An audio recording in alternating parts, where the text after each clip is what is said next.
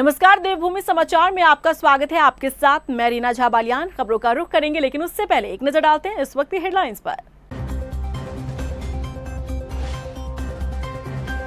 CM Dhami ने विभागों के राजस्व बढ़ाने पर किया मंथन। अधिकारियों के साथ विभागों के वित्तीय वर्ष की प्रगति और लक्ष्य पर चर्चा।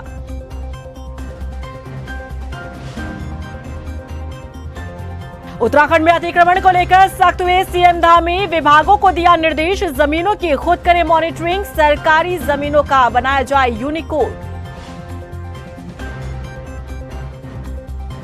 बीजेपी सरकार के खिलाफ विपक्षी दलों ने खोला मोर्चा। कांग्रेस समेत अन्य विपक्षी दल एक मंच पर आए नजर। महिला सुरक्षा समेत कई मुद्दों पर किया हल्ला बोल।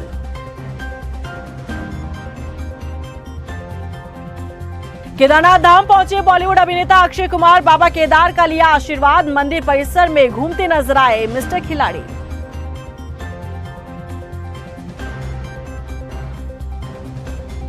और देहरादून से semi high speed Vande Bharat train का ट्रायल 25 मई से दून से दिल्ली दौड़ेगी वंदे भारत। पीएम मोदी वर्चुअली दिखाएंगे हरी झंडी। चलिए खबरों का रुख कर लेते हैं। सचिवालय में मुख्यमंत्री पुष्कर सिंह धामी ने विभागों को राजस्व बढ़ाने के निर्देश दिए हैं।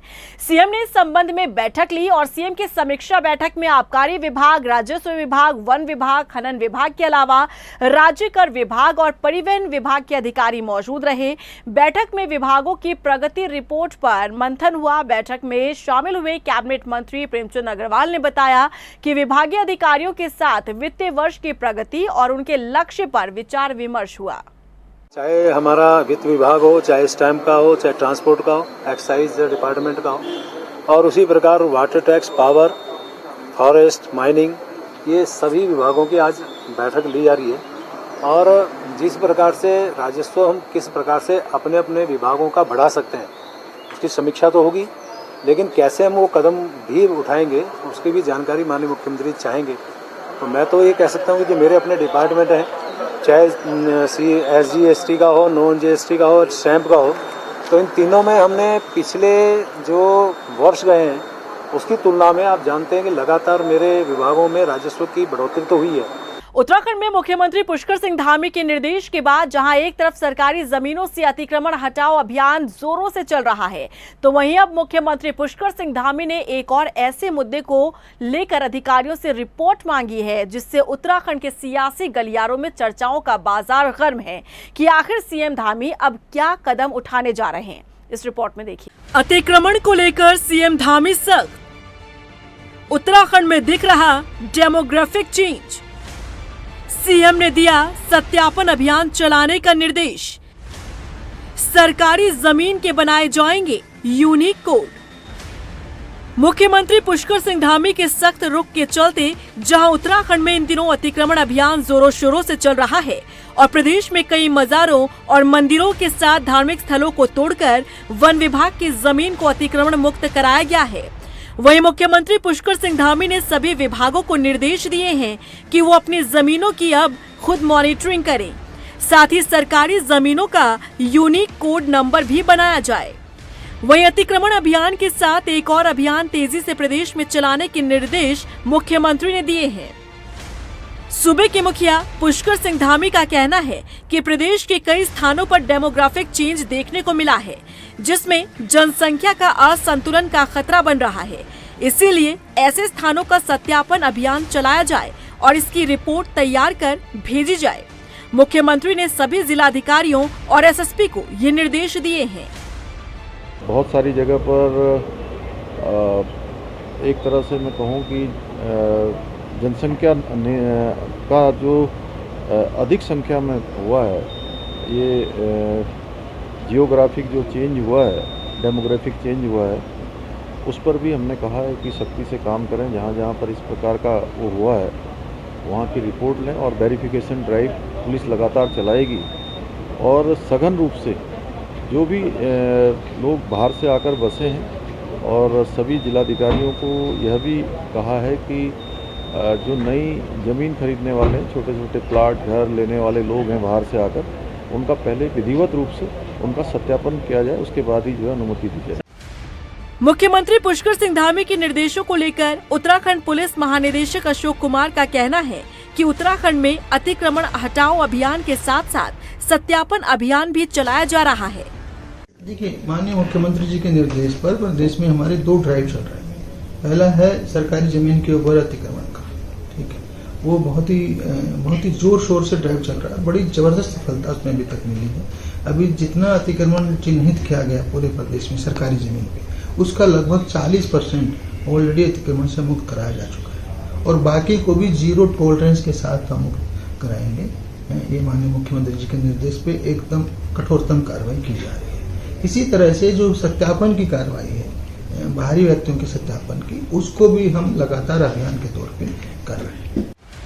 अक्सर देखा जाता है कि उत्तराखंड में सरकार की बेहतर निर्णय को लेकर भी विपक्ष सवाल खड़े करता है, लेकिन जिस तरीके से डेमोग्राफिक चेंज पर सत्यापन अभियान की बात चलाने के निर्देश मुख्यमंत्री ने दिए हैं, विपक्ष भी इस मामले पर सरकार के साथ होने की बात कर रहा है। नहीं करें, सत्यापन करें, राष्ट्र हित में, राज्य हित में जो करना चाहिए। लेकिन इस भारतवर्ष में संविधान से ये भारतवर्ष चलता है। भारत के किसी भी नागरिक को, किसी भी राज्य के नागरिक को किसी भी राज्य में आकर बसने का अधिकार है, रहने का अधिकार है, व्यापार करने का अधिकार है, उनको नहीं रोका जा सकता। लेकिन हाँ, सत्यापन आवश्यक है। कोई बाहर का व्यक्ति आकर या कोई ऐसी घटनाओं को अंजाम देने वालों को अपराधी व्यक्ति कहीं ना आ पाए, उसके लिए सत्यापन होना चाहिए। इस मामले में हम सरकार के विरुद्ध नहीं है। उत्तराखंड में पहले भी सरकारों के द्वारा अतिक्रमण हटाओ अभियान चलते रहे हैं, लेकिन जिस तरीके से इस बार मुख्यमंत्री पुष्कर सिंह धामी के सख्त रुख के बाद अतिक्रमण हटाओ अभियान चला है, उससे लग रहा है कि सरकार का उद्देश्य अंतिम रूप जरूर लेगा। वहीं डेमोग्राफिक चेंज को लेकर जिस तरीके से कई बार उत्तराखंड में सवाल उठते रहे हैं कि ये प्रदेश के लिए खतरा है, तो क्या सत्यापन अभियान के जरिए बाहरी व्यक्तियों को जमीन खरीदने के दौरान सत्यापन अभियान से उन बातों का भी उत्तराखंड में समाधान होगा जो अब तक सवालों के जरिए ही उठाए जाते रहे हैं। हल्द्वानी पहुंचे केंद्रीय राज्य मंत्री अजय भट्ट ने कहा कि 2024 में प्रधानमंत्री नरेंद्र मोदी के नेतृत्व में एक बार फिर से देश में पूर्ण बहुमत से बीजेपी की सरकार बनेगी। उन्होंने कहा कि बीजेपी दुनिया का सबसे मजबूत संगठन है, जिसमें बूथ स्तर में कार्यकर्ता मजबूती से काम करते हैं। लिहाजा कार्यकर्ताओं की बदौलत और देश के पारदर्शी विकास की बीजेपी सरकार केंद्र में बनेगी। हमारे पास कहीं पर कोई विकास की कमी नहीं है। क्रिस्टल क्लियर नेतृत्व है, किसी के पास ऐसा नेतृत्व नहीं है। और सबसे बड़ी बात यह है, हमारे पास कार्यकर्ताओं की निधि है। कोई दल ऐसा नहीं है जिसके पास हमारी तरह संगठनात्मक ढांचा हो। ढांचा भी कैसा है, हमारे पास बूथ आज मजबूत हैं। विकास के बलबूते पर क्रिस्टल क्लियर नेतृत्व हमारा मोदी जी का है, प्रदेश में धामी जी का है। ये सारी चीजें मिलकर हमको भारी विजय दिला रही हैं। आप 2024 में देख लीजिएगा। उत्तराखंड में सत्ताधारी दल यानी बीजेपी को घेरने के लिए मुख्य विपक्षी दल कांग्रेस समेत अन्य विपक्षी दल एक मंच पर नजर आए।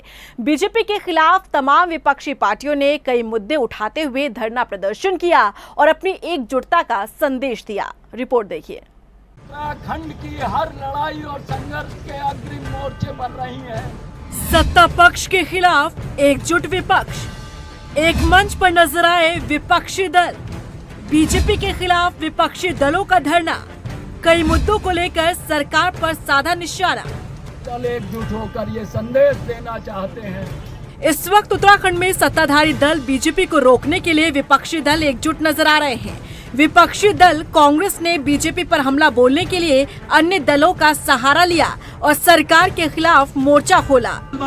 पिछले साल 1 सितंबर को जगदीश हत्याकांड हुआ। सीपीआई, सीपीआईएम, उत्तराखंड परिवर्तन पार्टी से जुड़े नेताओं ने कांग्रेस प्रदेश अध्यक्ष करण माहरा के नेतृत्व में महात्मा गांधी की प्रतिमा के पास बैठकर धरना दिया और बीजेपी सरकार को जन विरोधी बताया। धरने में पूर्व मुख्यमंत्री हरीश रावत, पूर्व कांग्रेस प्रदेश अध्यक्ष गणेश गोदियाल, कांग्रेस प्रदेश अध्यक्ष करण माहरा समेत तमाम नेता मौजूद रहे। इस दौरान विपक्षी दलों ने सरकार को घेरने के लिए कई मुद्दों को उठाने का काम किया। विपक्ष का कहना है कि बीजेपी शासनकाल में अंकिता भंडारी हत्याकांड, महिला खिलाड़ियों का यौन शोषण, पूर्व पीएम की पोती की एफआईआर दर्ज न होने के खिलाफ ये सर्वदलीय धरना दिया गया है। एक स्तुत्य प्रयास है। आज सभी वर्ग उत्पीड़ित हैं, सभी वर्ग दुखी हैं और महिलाओं का उत्पीड़न तो उत्तराखंड का एक बड़ा भारी अपमान है, एक खुला अपमान अंकिता हत्याकांड उसका ज्वलंत प्रमाण है। अंकिता ने स्वयं कहा एक वीआईपी के को विशेष सेवा देने के लिए मुझे विवश किया जा रहा है और उसी के लिए उसकी हत्या कर दी गई। उसने इनकार किया अपने सत्यत्व की रक्षा करने के लिए। तो लेकिन आज भी वो वीआईपी कौन है, और सबको मालूम है, सारी भाजपा को मालूम है, लेकिन उसके बावजूद भी उस वीआईपी को अभी तक अरेस्ट नहीं किया गया। वहीं कांग्रेस प्रदेश अध्यक्ष करण मारा ने भी महिला सुरक्षा का मुद्दा उठाया। जंतर मंतर पर प्रदर्शन कर रहे खिलाड़ियों को लेकर बीजेपी सरकार पर सवाल खड़े किए। बहुत बड़े बड़े वादे करके जो सरकार आई थी, बेरोजगारी हटाएंगे, बुलेट ट्रेन लाएंगे, स्मार्ट सिटीज बनाएंगे, रुपये को मजबूत करेंगे, डॉलर को कम करेंगे, महिलाओं की सुरक्षा की बात जिन्होंने की थी। आज जंतर मंतर पे 1 महीना हो गया, हमारी बहनों को, बेटियों को, जो राष्ट्र का गौरव है, जो गोल्ड मेडल लेके आई, जो पद्मश्री अवार्ड से वर्णित है, वो एक मंत्री और सांसद के खिलाफ कह रहे हैं, लेकिन उनके खिलाफ कोई कार्रवाई नहीं हो रही है। आज हमारे यहाँ अंकिता मर्डर केस को इतना लंबा समय हो गया, वीआईपी का नाम सामने नहीं आ रहा। सब जानते हैं कौन वीआईपी। कमर कस ली है, तुमने कमर कस लो, हमने कमर। उत्तराखंड में हो रहे महिलाओं के साथ अपराध मामले में कांग्रेस की महिला नेताओं ने भी मोर्चा खोला और सभी से आह्वान किया कि महिला अपराध पर चुप न रहें और इसके खिलाफ सभी महिलाओं को एकजुट होकर आगे आना होगा, जिसके लिए #कमर कस लो अभियान चलाया गया। महिलाओं मैदान में आओ, बेटियों को न्याय दिलाओ, बेटियों को न्याय दिलाओ। उत्तराखंड की महिला नेत्रियों ने एक नया हैशटैग, नई योजना की घोषणा करी है, जिसके तहत हम सब ने अपनी अपनी कमर कस के ये संदेश उत्तराखंड की महिलाओं को डाला है कि हमने तो कमर कस ली, अब आप भी इस उत्पीड़न वाली सरकार के खिलाफ कमर कस लीजिए। और ये हम हैशटैग पूरे सोशल मीडिया के माध्यम से चलाएंगे और जागृत करेंगे, आम मातृशक्ति को भी इससे जोड़ने का प्रयास करेंगे। लोकतंत्र में जितना जरूरी सत्ता पक्ष है, उतना ही विपक्ष भी है, लेकिन उत्तराखंड के भीतर विपक्ष की एक कमजोरी रही है कि वो मुद्दों को कैश कर पाने में विफल साबित होती है। हालांकि इस बार मुख्य विपक्षी दल कांग्रेस अन्य विपक्षी पार्टियों को भी साथ लेकर बीजेपी के खिलाफ उतरी है, तो ऐसे में देखना होगा कि इसका कितना असर सत्ता पक्ष पर होता है। कांग्रेस प्रदेश कार्यालय में कांग्रेस प्रदेश अध्यक्ष करण मारा ने कई लोगों को कांग्रेस की सदस्यता ग्रहण कराई। कांग्रेस में शामिल हुए लोगों में डॉक्टर अश्विन रतूड़ी भी हैं। कांग्रेस में शामिल हुए अश्विन ने बताया कि उत्तराखंड में डॉक्टर्स का एक ग्रुप जल्द कांग्रेस की सदस्यता ग्रहण करेगा। वहीं कांग्रेस के बढ़ रहे कुनबे पर करण मारा ने कहा कि कांग्रेस में पढ़े लिखे लोग शामिल हो रहे हैं, जिसका फायदा प्रदेश की जनता को मिलेगा। पहले तो जितने भी मेरे कांग्रेस के साथी हैं, चाहे आशीष भाई हैं, चाहे नवीन जोशी जी हैं, चाहे अध्यक्ष जी हैं, सबसे पहले उन सबका धन्यवाद कि ये मौका मुझे मिला। एक बहुत बड़ी एक्चुअली टीम है हमारे डॉक्टर्स की जो जल्दी ही कांग्रेस ज्वाइन करेगी। आज बहुत पुरानी पार्टी है कांग्रेस और युवाओं का जैसा रुझाव है कि अब बीजेपी से उठकर या दूसरी जो क्षेत्रीय पार्टियां हैं उनसे उठकर अगर कोई नेशनल पार्टी बसती है उनके पास जाने के लिए तो सिर्फ कांग्रेस है। तो अच्छा लगता है कि हमारा पढ़ा लिखा जो युवा है वो कांग्रेस की तरफ आ रहा है। आज डॉक्टर अश्विन रतूड़ी जी और हमारे सुधीर भंडारी जी, इन लोगों ने अपने साथियों के साथ आज कांग्रेस ज्वाइन की है। और जब ऐसे साथी ज्वाइन करते हैं जो पढ़े लिखे लोग हैं और जो जिस समय हमारी सत्ता नहीं है, सत्ता के टाइम में तो सब लोग आते हैं, लेकिन ऐसे समय में ज्वाइनिंग, जब हम लोग संघर्ष कर रहे हैं, जब हम सड़कों पे हैं, जिस समय हम अंकिता के लिए लड़ रहे हैं, हम अपने पहलवान गोल्ड मेडलिस्ट बहनों के लिए लड़ रहे हैं, जब हम किरण नेगी की को न्याय दिलाने की लड़ाई लड़ रहे हैं, जब हम बेरोजगारों की लड़ाई लड़ रहे हैं, ऐसे में डॉक्टर अश्विन ने हमको ज्वाइन किया है अपने साथियों के संग, भंडारी जी इत्यादि के साथ। तो ये हमारे लिए उत्साह बढ़ाने वाली बात है। बॉलीवुड अभिनेता अक्षय कुमार केदारनाथ धाम पहुंचे, जहां उन्होंने बाबा केदार के दर्शन किए। भगवान के दर्शन के बाद अक्षय कुमार मंदिर परिसर में घूमते नजर आए। बता दें कि अक्षय कुमार अपनी फिल्म की शूटिंग के लिए इन दिनों उत्तराखंड आए हुए हैं। केदारनाथ धाम में अक्षय को देखकर उनके चाहने वालों की खुशी का ठिकाना नहीं रहा। देहरादून से नई दिल्ली के बीच का सफर अब और भी आसान होने जा रहा है, क्योंकि 25 मई से वंदे भारत ट्रेन का संचालन शुरू हो जाएगा और इसके लिए डोईवाला और देहरादून रेलवे स्टेशन पर ट्रायल किया गया। आखिर कैसी है देहरादून से चलने वाली वंदे भारत ट्रेन और क्या खासियत है इस ट्रेन की, ये बता रहे हैं हमारे संवाददाता हिमांशु चौहान। देहरादून से दिल्ली जाने वाले पैसेंजर को एक सौगात मिलने जा रही है, क्योंकि 25 मई से देहरादून से दिल्ली के लिए वंदे भारत ट्रेन का संचालन शुरू होने जा रहा है, जो कि 25 मई को लगभग 11 बजे जो केंद्रीय रेल मंत्री है इसको हरी झंडी दिखाकर यहां से रवाना करेंगे। जो यहाँ से देहरादून से चलने के बाद जो दिल्ली है, दिल्ली आनंद विहार तक पहुँचेगी। करीब 4.5 घंटे का समय बताया जा रहा है कि जो कि 4.5 घंटे में देहरादून से दिल्ली का सफ़र तय करेगी ये ट्रेन। हालांकि ये जो पूरी ट्रेन है लग्जरी रूप से बनाई गई है। अगर हम आपको यहाँ की सीटें दिखाई दें तो सीटें भी एक लग्जरी की तरह जो पैसेंजर आएंगे उनको पैसेंजर को भी एक लग्जरी का एक रूप एक सहन करेंगे। साथ ही साथ अगर हम इस ट्रेन की स्पीड की बात करेंगे तो इस जो स्पीड रहेगी, जो यहाँ से लेकर हरिद्वार की बात करें तो हरिद्वार तक 60 किलोमीटर प्रति घंटे की रफ्तार से ये ट्रेन दौड़ेगी। वहीं अगर हम बात करें हरिद्वार से लेकर लक्सर तक ये लगभग 110 किलोमीटर प्रति घंटे की रफ्तार से दौड़ेगी। और वहीं अगर हम बात करें लक्सर से लेकर सहारनपुर तक ये 105 किलोमीटर की घंटे की रफ्तार से दौड़ेगी। और उसके बाद जब सहारनपुर से दौड़ना शुरू करी तो लगभग 110 किलोमीटर प्रति घंटे की रफ्तार से ये आनंद विहार दिल्ली तक पहुंचेगी। हालांकि रेलवे प्रशासन ने पूरी तरह से तैयारी कर चुके हैं। 25 मई को 11 बजे इस ट्रेन को हरी झंडी दिखाई जाएगी। साथ ही साथ जो स्टेशन की जो तैयारियां हैं, हरी झंडी को लेकर कार्यक्रम होना है, 2 घंटे का कार्यक्रम होना है। उसके बाद हरी झंडी दिखाई जाएगी। उसके बाद ही इस ट्रेन को हरी झंडी 11 बजे दिखाई जाएगी। हालांकि जो इस समय की बात करें तो समय अभी तक इसका तय नहीं किया गया है और इस समय इसका 25 मई को तय किया जाएगा कि ये देहरादून से किस समय यहाँ से रवाना की जाएगी। हालांकि सब तैयारी हो चुकी है। अब आने वाले 25 मई को इसको हरी झंडी दिखाई जाएगी। कैमरा पर्सन अरविंद के साथ हिमांशु चौहान, रफ्तार मीडिया, देहरादून। राजधानी देहरादून में पूर्व पीएम वीपी सिंह की पोती अंद्रुजा के साथ हुई घरेलू हिंसा का मामला सुर्खियों में है। मामले में सीएम धामी के दखल देने के बाद अंद्रुजा के पति और ससुराल वालों के खिलाफ मुकदमा दर्ज हो चुका है। लेकिन अंद्रुजा का आरोप है कि एफआईआर में काफी कम धाराएं लगाई गई है। अंद्रुजा ने उत्तराखंड के एक आईपीएस अधिकारी पर भी आरोप लगाए हैं। इस पूरे मामले में हमारे संवाददाता हिमांशु चौहान ने अंद्रुजा मंत्री से बातचीत की। मैं बताना चाहती हूँ कि जब से मैंने उत्तराखंड पुलिस की सहायता मांगी है इतने टाइम से हमको कोई सहायता नहीं मिली है।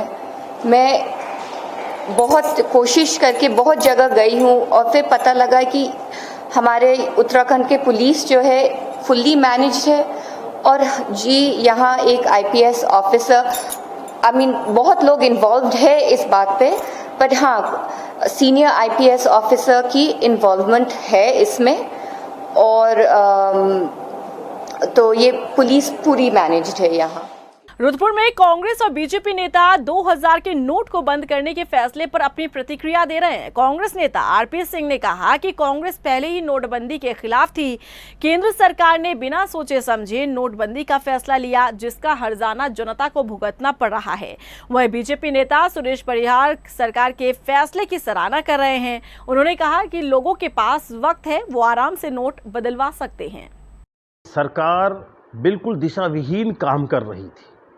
देश के बुद्धिजीवियों का, अर्थशास्त्रियों का और जो देश के हितैषी लोग हैं उनका मानना ये था कि नोटबंदी एक घोटाला था। नोटबंदी काले धन को बाहर लाने का कोई जरिया नहीं था। लेकिन सरकार ने कई लाखों करोड़ों रुपए की छपी हुई करेंसी को बंद किया और फिर कई लाख करोड़ रुपए नई करेंसी छापने में लगाया। 2018 से सरकार ने 2000 के नोट की प्रिंटिंग बंद कर दी। वर्तमान में हम देख रहे हैं कि 2000 का नोट चलन में बिल्कुल नहीं था। मेरा मानना है करेंसी में जितना बड़ा नोट होगा उतना काले धन को जन्म देने के लिए सुविधाजनक होगा। देखिए, पहले भी जब नोटबंदी हुई थी तब भी विपक्षी यही कहते थे। उसका परिणाम क्या हुआ ये आपने देखा है। भारत की जनता को अपने प्रधान सेवक पर बहुत विश्वास है और मैं ये मानकर चल रहा हूँ कि वो माननीय मोदी जी और वित्त विभाग के विचार विमर्शक जो देश हित में अच्छा होता है उसको वो निर्णय में लाते हैं। रुड़की में गंगा नहर में कार्यरत दैनिक वेतनभोगी कर्मचारियों ने नियमितीकरण के लिए धरना प्रदर्शन किया। धरने पर बैठे कर्मचारियों ने अधिशासी अभियंता पर चतुर्थ श्रेणी के कर्मचारियों के उत्पीड़न का आरोप लगाया है। कर्मचारियों का आरोप है कि न्यायालय के आदेश के बावजूद विभाग के अधिकारी उन्हें नियमित करने को तैयार नहीं है। कर्मचारियों ने अनिश्चितकालीन धरना प्रदर्शन की चेतावनी दी है। हमारी जो धरना है 22 मई से स्टार्ट हुआ अनिश्चितकालीन है। जब तक हमारी मुख्य मांगे, एक ही मुख्य मांग है हमारी कि हमारे इन भाइयों का जो दैनिक वेतन भोगी हैं इनका उद्धार किया जाए।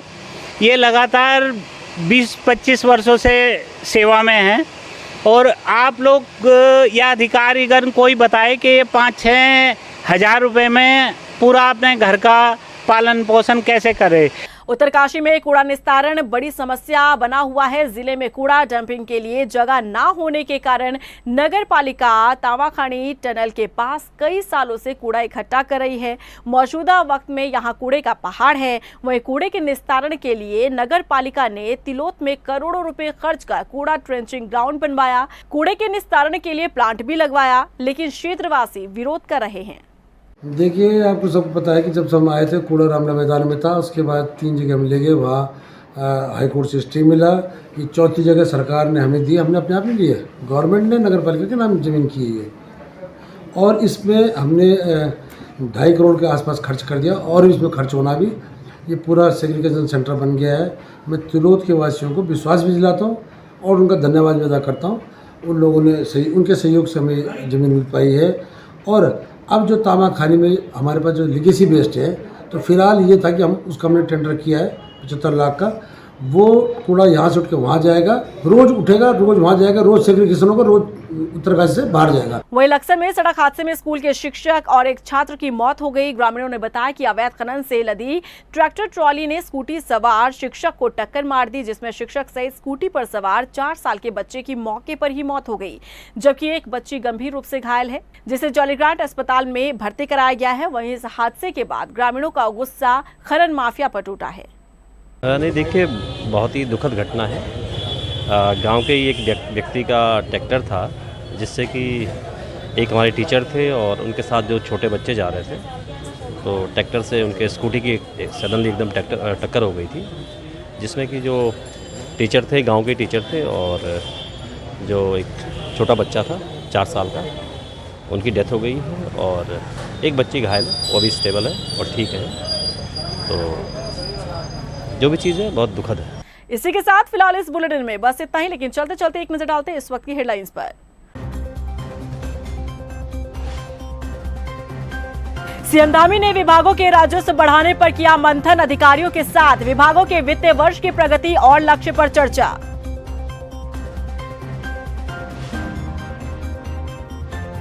उत्तराखंड में अतिक्रमण को लेकर सख्त हुए सीएम धामी। विभागों को दिया निर्देश, जमीनों की खुद करें मॉनिटरिंग, सरकारी जमीनों का बनाया जाए यूनिकोड। बीजेपी सरकार के खिलाफ विपक्षी दलों ने खोला मोर्चा। कांग्रेस समेत अन्य विपक्षी दल एक मंच पर आए नजर। महिला सुरक्षा समेत कई मुद्दों पर किया हल्ला बोल।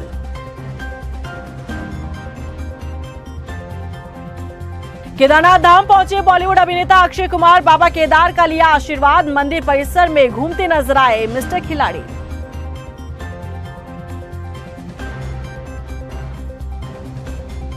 और देहरादून से semi high speed Vande Bharat train का ट्रायल 25 मई से दून से दिल्ली दौड़ेगी वंदे भारत। पीएम मोदी वर्चुअली दिखाएंगे हरी झंडी।